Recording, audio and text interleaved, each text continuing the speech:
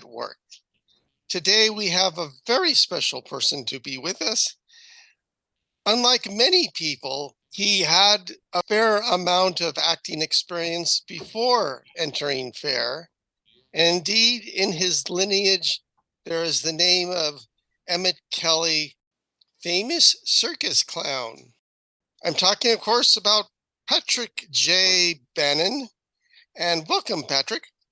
Hi, how are you, Dan? I'm doing really well. Tell me about Emmett Kelly and how you sort of got in touch with his legacy. All right, my father, we moved around a lot in Indiana because he was a salesman, and our hometown was South Bend, Indiana, and we moved to Peru, Indiana because of a job that he got. And Peru, Indiana is an old circus winter headquarters town. The Wallace Hallenbach Circus had their winter headquarters set up there. Right across from Grissom Air Force Base outside of town, they had elephant and wild animal barns. And they did a Circus City festival starting when I was about, I'll say, 10 years old, 9 and 10. They started doing a Circus City festival. And they had a big parade down Main Street. And the furniture company my dad worked for, he hired Emmett Kelly Jr. for his first job, and with a baby elephant in Chicago at McCormick Place for a furniture show. And I ended up being friends with Emmett Kelly Jr.'s son Joey. And at that time, I got interested in acting. So I built my own clown costume and my own makeup box out of a used shoebox and bought my own prop. And I stole the idea from Emmett Kelly Sr.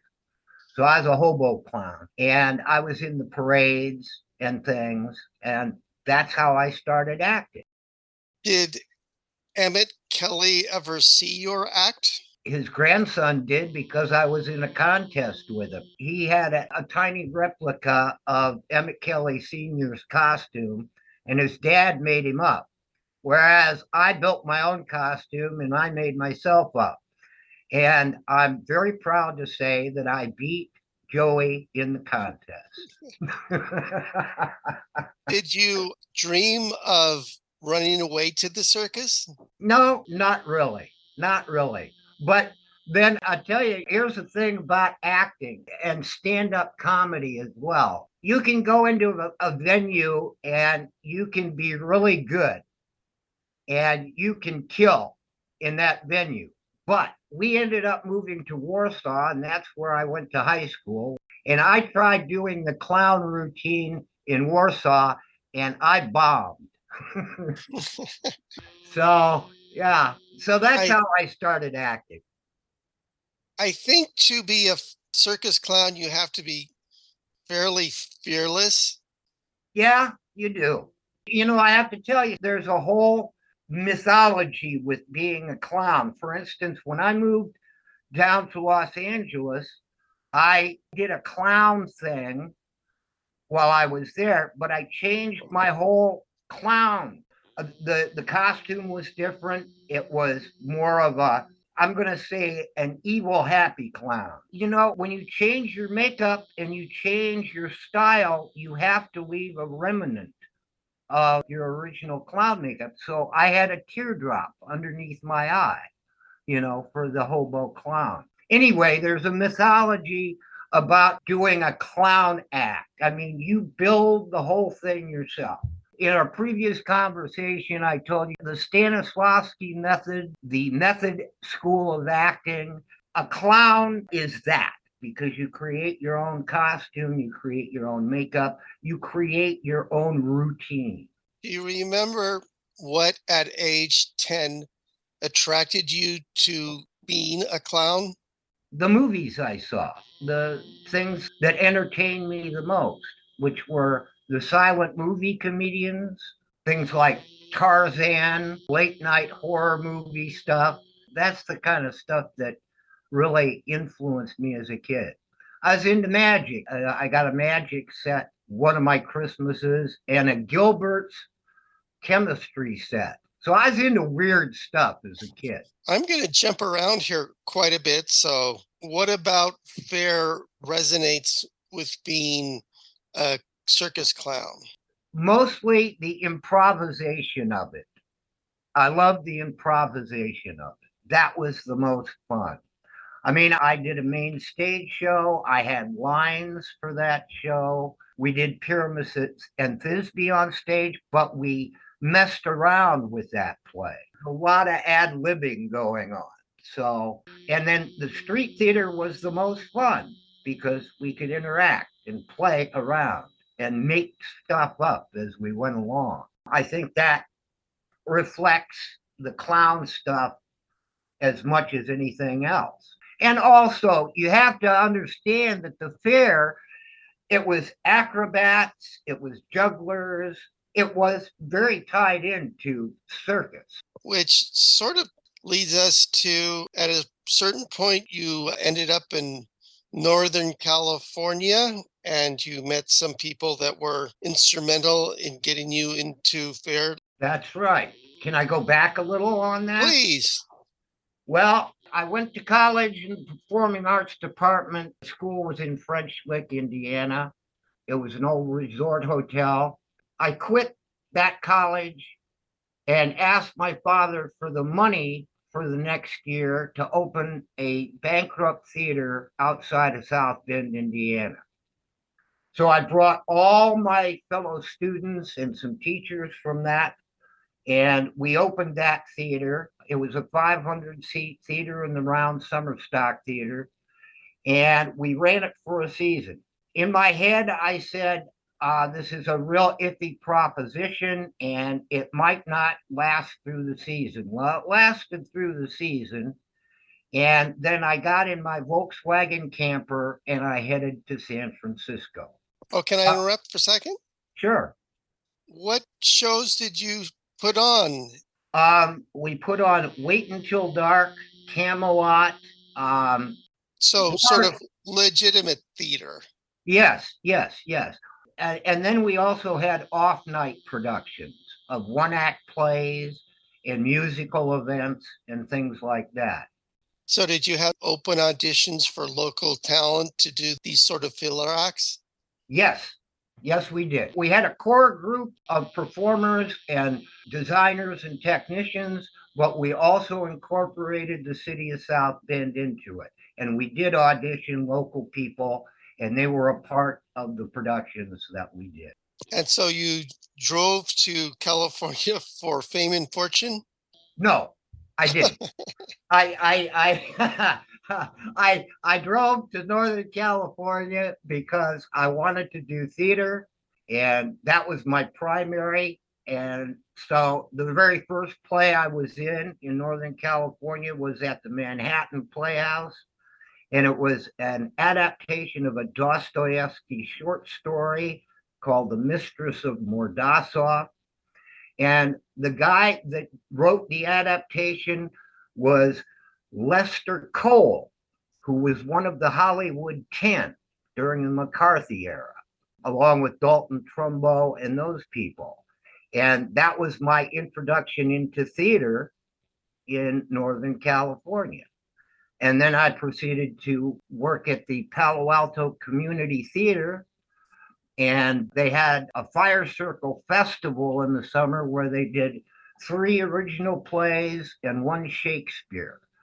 And I was a part of that. And that's where I met David Springhorn. Can I interrupt for a sec? Sure. At that point in your life, would you have considered yourself a juvenile lead or the comic relief, or what was your niche that you were building for yourself at that point? All right. I still got my makeup box. It's down in the basement. It's probably toxic by now. I always considered myself a character actor, and I was good looking, and everybody wanted me to play an ingenue, and that bored me to tears. I didn't want to do that. I wanted to play weird things. I wanted to play scary things. I wanted to be the bad guy or some really offbeat, crazy character. That's what I love to do. So for Dostoevsky, Had to play an ingenue, pal. And it was frustrating, believe me. The lady that was the artistic director for that playhouse, she was Russian and she had a thick accent. And she kept screaming at me all the time. She kept screaming, "You don't know how to speak English. You don't know how to enunciate. You speak terribly." And it was frustrating, but I got through it. so there you are desiring to play character roles and bad guys, and you meet David Springhorn. Yeah. Well, I got to do that when I was at the Palo Alto Community Theater. One of the plays was the Children's Crusade, and I did a 3-hour age makeup on myself, and I played a pope. And we did a production of the Italian Straw Hat, and I played Uncle Visinay in a wheelchair who couldn't hear. Somebody had asked him a question, and And you got to go, what? no, it was more like, the guy would ask me, "How are you this evening?" And he said, "No, I didn't eat that. I ate that yesterday." And things like that. So, yeah, and David was doing a comedian troupe out in front of the theater while we were doing these productions in house. Well, he pulled me in to this comedian troupe to play Pantalone. Then the first time we both went to the Renaissance Fair was we took the troupe to the fair. We snuck in, and then we waited. There was a stage at the very front of the fair off to one side, and we waited for the performers to get off that were performing on there, and then we stole the stage. And we performed, and we were a big hit. And Dennis Day heard that somebody had stolen the stage, and he came up and he accosted us, and he said, "You're not supposed to be up here." And we said, "Well, we know, but we wanted to show off." And he said, "Well, it seems you did pretty good. So come on, we'll give you food tickets and you're hired." So that's how we first started doing the fair together. I'm trying to imagine David in a commedia. Yeah, he played Brigella. Remind me again, and those of us who might not know commedia quite so intimately, who Brugella is and how David Springhorn inhabited that role. All right, well, Brigilla is kind of the soldier in the piece. There's two lovers. There's Brigilla, who's kind of a soldier, and he instigates things. And he does it for Pantalone, who's the old guy. So that's what David played against my Pantalone. Anyway. Did David have that sort of bombastic W.C. Fields snake oil salesman routine down yet? Yeah, he did, actually. Yep. As that evolved into the Tottenham Halberdiers, we both did that. We had to pull the audience in. So we did a lot of improv before we did the show, and he had that bombastic attitude. There's actually some old pictures of him out in front of the Palo Alto Theater doing the comedian troupe. And he would have a big bass drum that he would pound and roused all the people to come and watch him do the stuff. So he always had that bombastic W.C. Fields thing going. And I can see it playing very nicely with a decrepit old man who's also quick on his feet. Yep, yep. So you did fair commedia for a few years, or did you get into the Tottenham Halberdiers rather quickly? No. As a matter of fact, I only did that once with David at the fair. Really? No, no, I take that back. We did it more than once. Well, we were there for the length of the fair. But I ended up moving down to LA at a certain point. And one day the phone rang in my apartment, and it was almost a year later. And David called and he said, "I have an idea for the fair, and we're going to start it out in Los Angeles. And I said, okay. And so his idea was to have a circle, and that he and Ted Katzoff, a fencing master, they would have comedic sword fights in the middle of the fair on the streets. And I said, okay, that sounds good, but David, what about having a bigger group than that and doing more than just that? And he said, well, you got to talk to Ted Katzoff. And at the time, Ted Katzoff was working at Busch Gardens, head of the entertainment department there. And so I went and talked to Ted, and I broke it down. I said, well, he wants to do this. You want to do that. How about we build it and make it bigger? Street theater, stage stuff, everything. And make it a cross between the Marx Brothers and Monty Python. And Ted said, that's a great idea. He said, we have to write a proposal to the fair. I said, okay, who's going to write the proposal? He says, I don't want to do it. I guess it's up to you. So I had to write the proposal, and then I had to present it to the fair, and they said, okay. So that's how the Tottenham Halberdiers got started. Why Tottenham and why halberdiers? Because it was a motley pike army in the Shire. The whole point of the group was that they were an inept, really stupid pike army that couldn't do anything in terms of protecting the Shire. They were just all fools. And they would march around trying to look brilliant and continually mess that up. I should say, in full disclosure, that I was a Tottenham halberdier the last year of the Tottenham halberdiers, and that not having known this history at all, I assumed that somehow the Keystone Cops were the genesis for the halberdiers.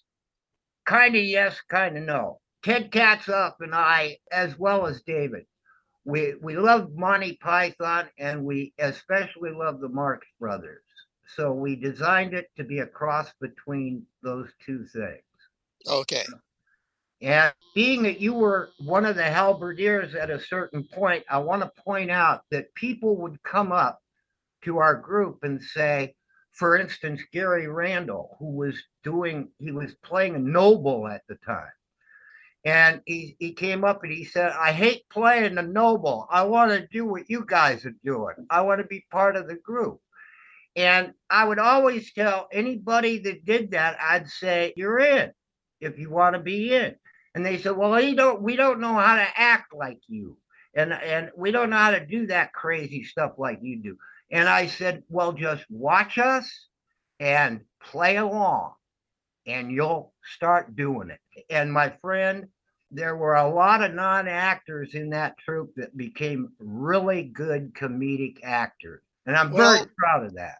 As somebody who really had no acting experience before, there were a couple of lessons that were told to us that were excellent advice in life and in fair. And I'd like to run a couple of them by you.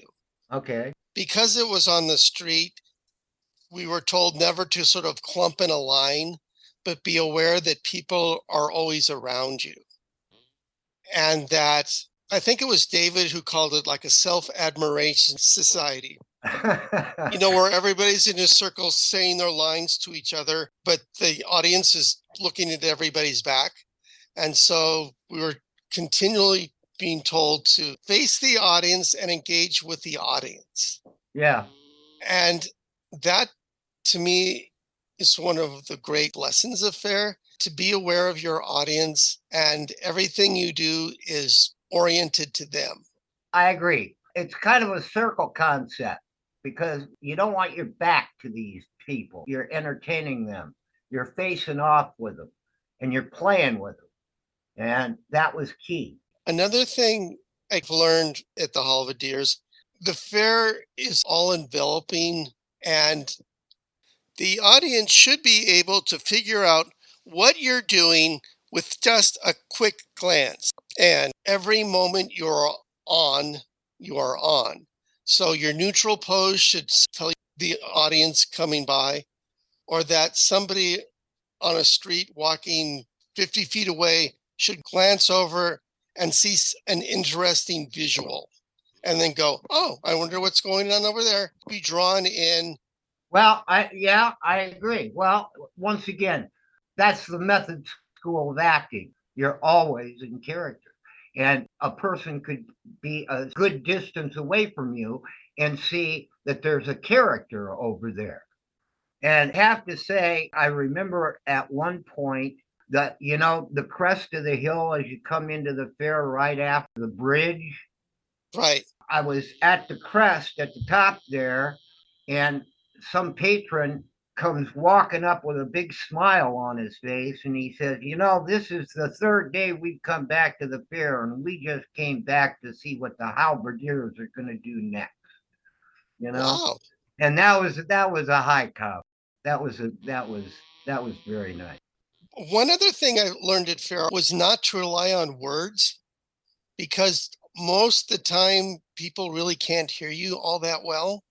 And there's a lot of distractions going on. There's always some other parade or somebody hawking somewhere. So it's not like a theater where you have somebody's undivided attention.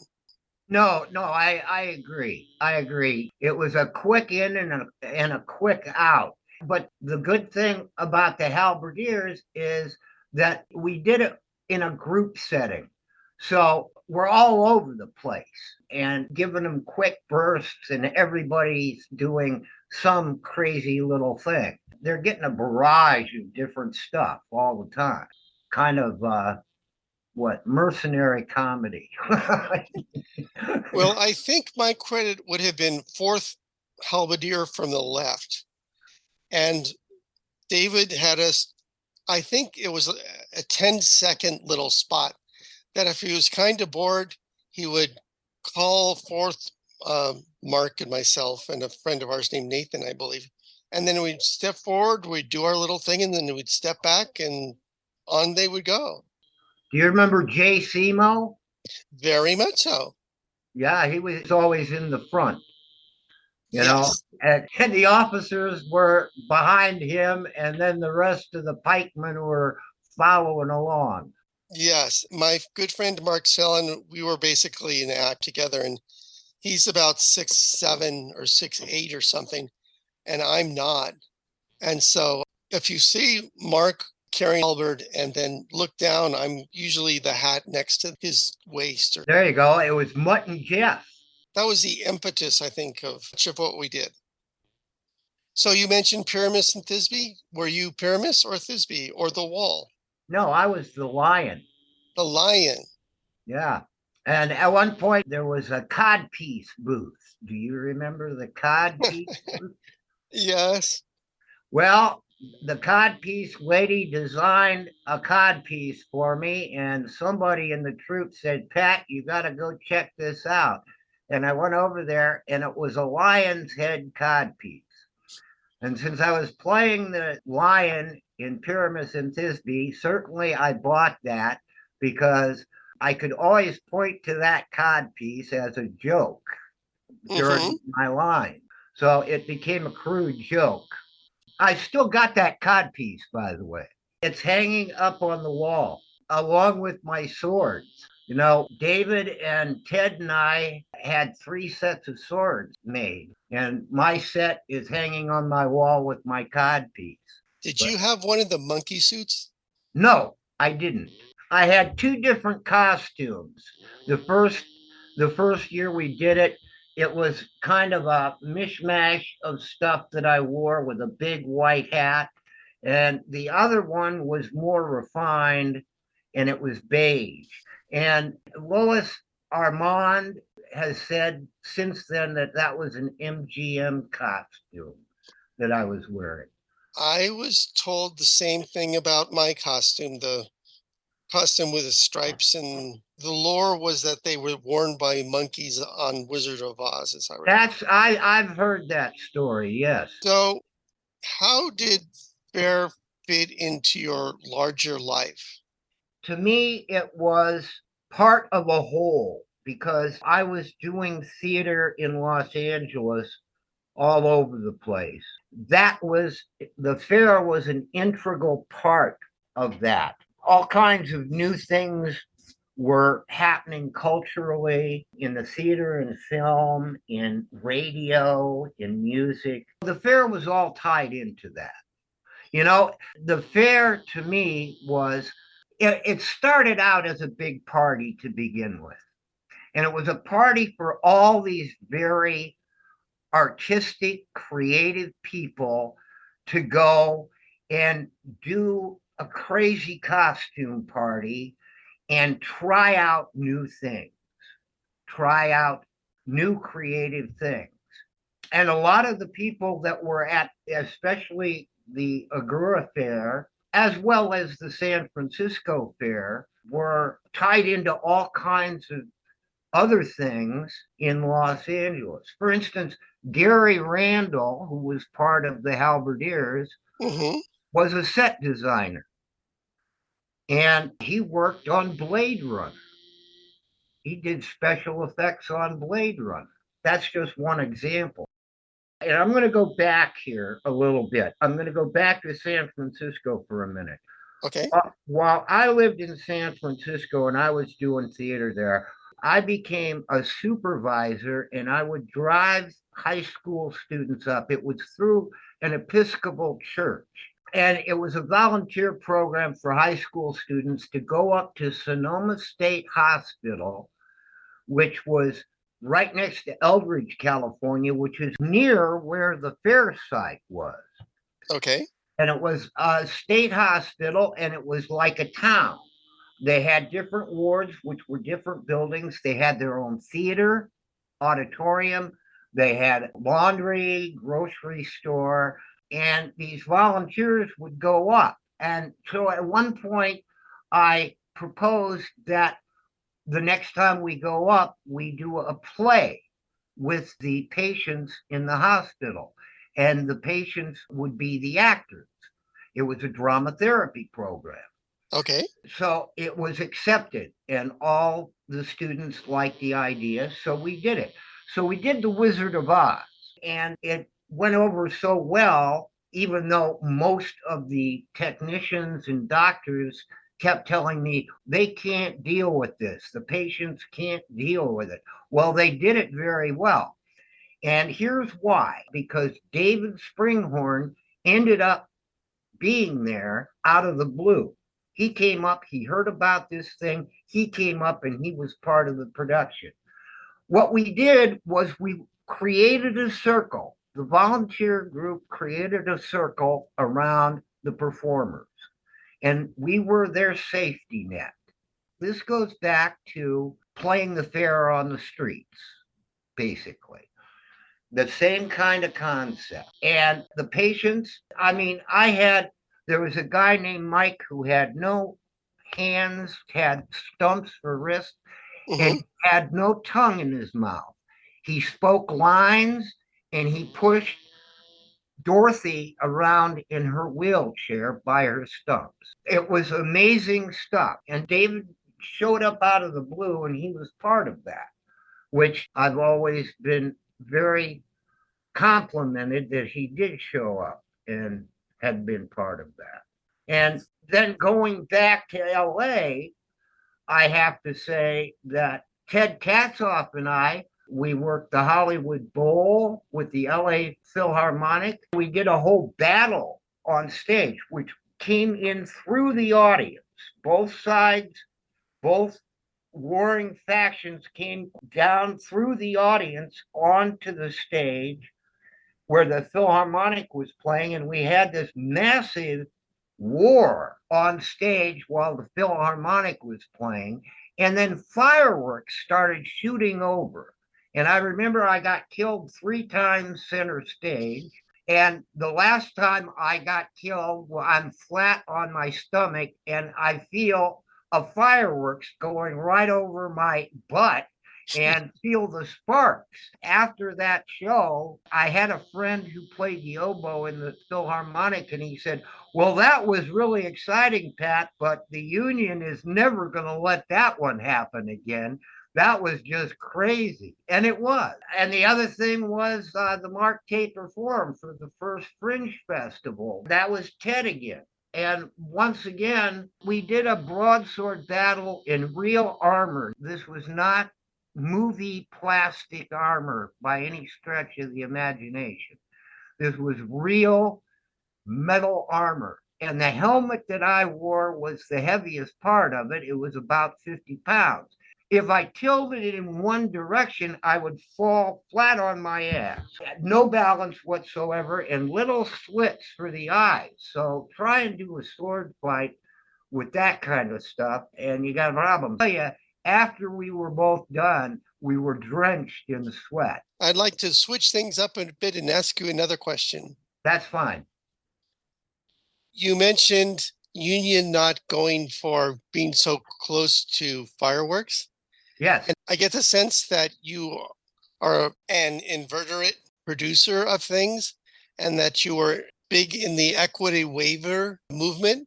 Can you talk to me about that and how Bear fits in with that? Sure. When I first moved to LA, one of the first theaters that I'll go down a list of theaters I was involved with.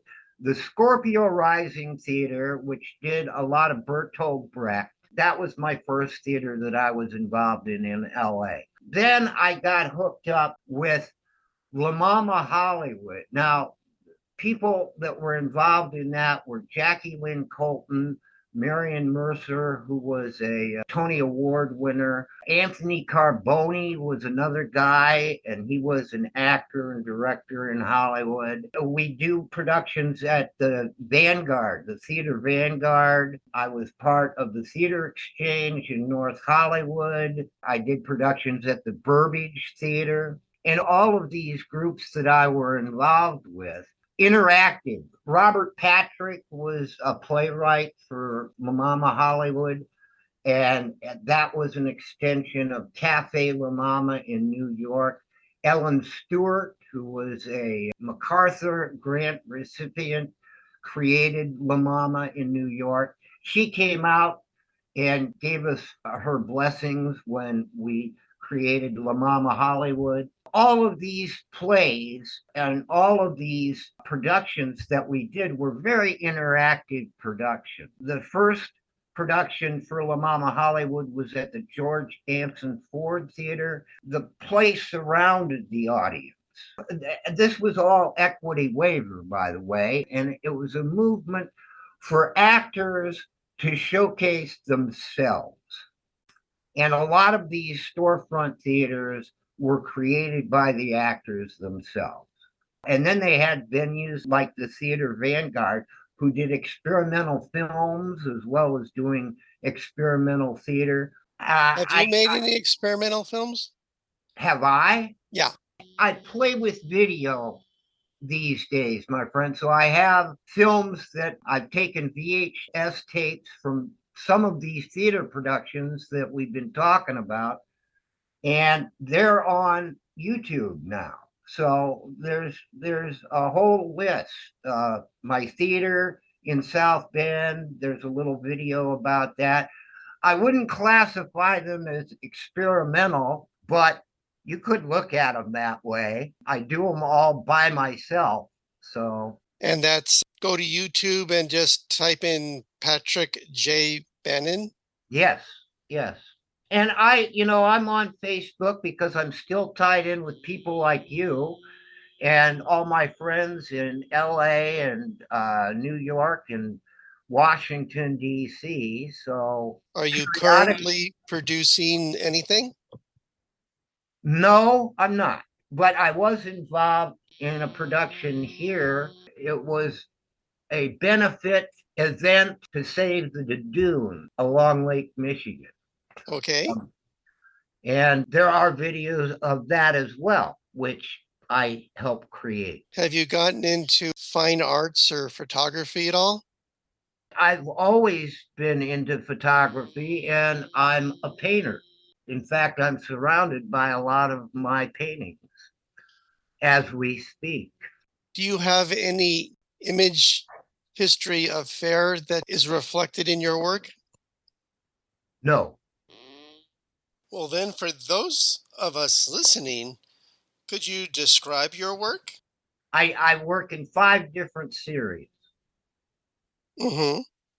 One of them is what I call pulp art, and that reflects on, if you remember, how old are you?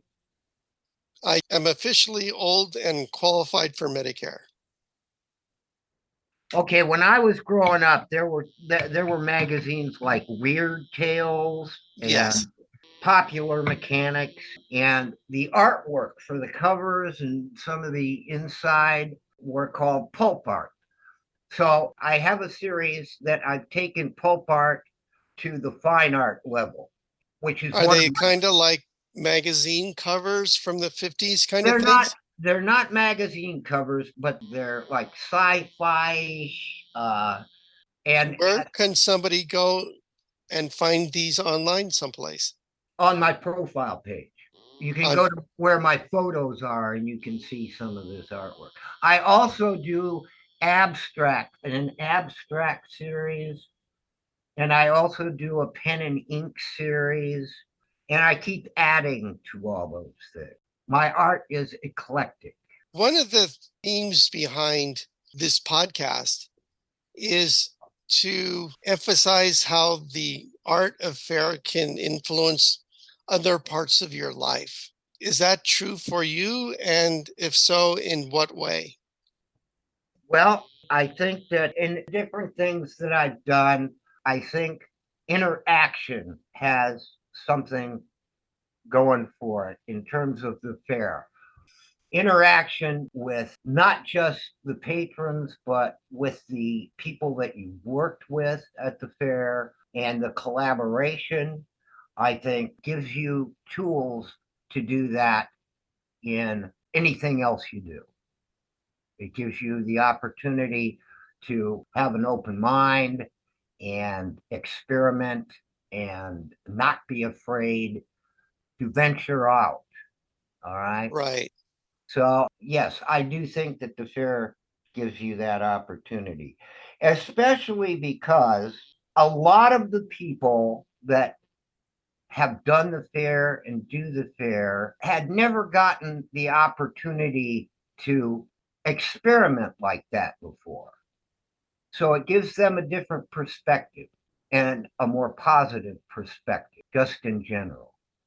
Well, when you told Gary Randall, so sure you can be in this thing, and he said, but I've never done it. And you said, you'll get it. That's a very liberating point in a lot of people's lives.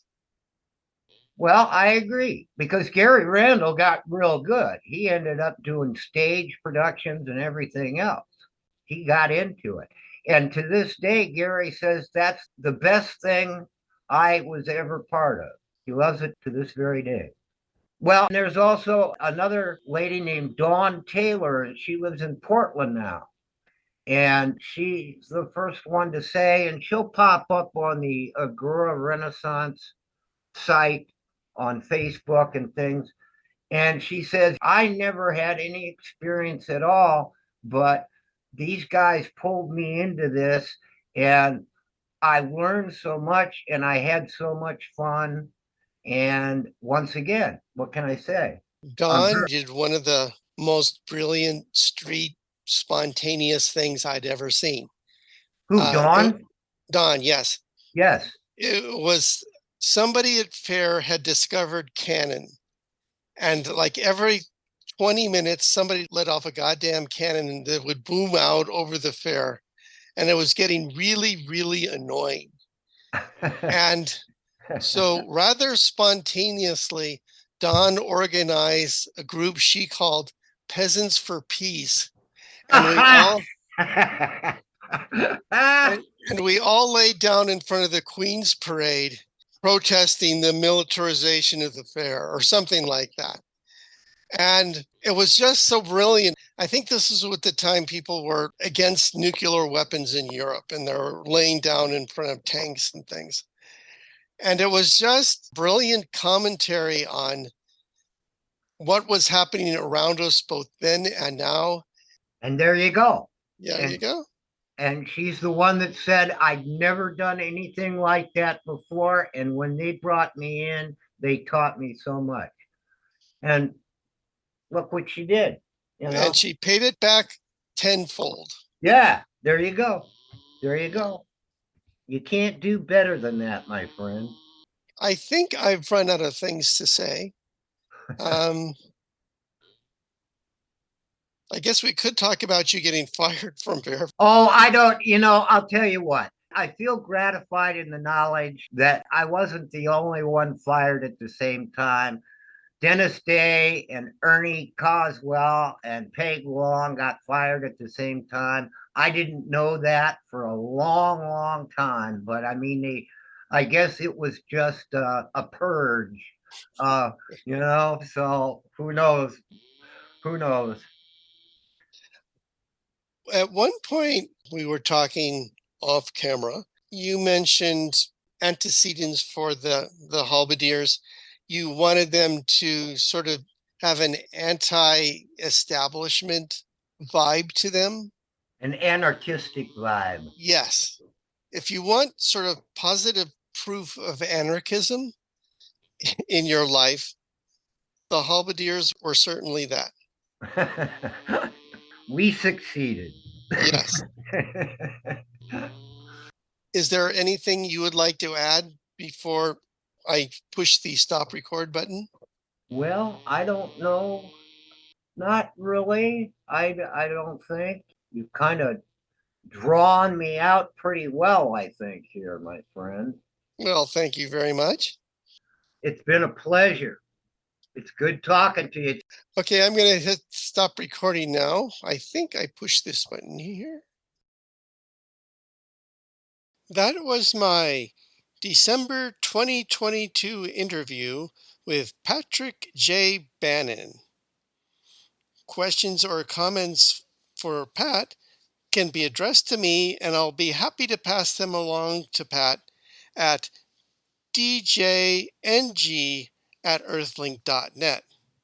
Questions or comments about the podcast itself can also be directed to me at djng@earthlink.net. Do you or someone you know would like to be a guest on Fair Folk at Work? Once again, contact me at djng@earthlink.net and we'll work something out. That's all for this time. Thanks for listening. Bye bye.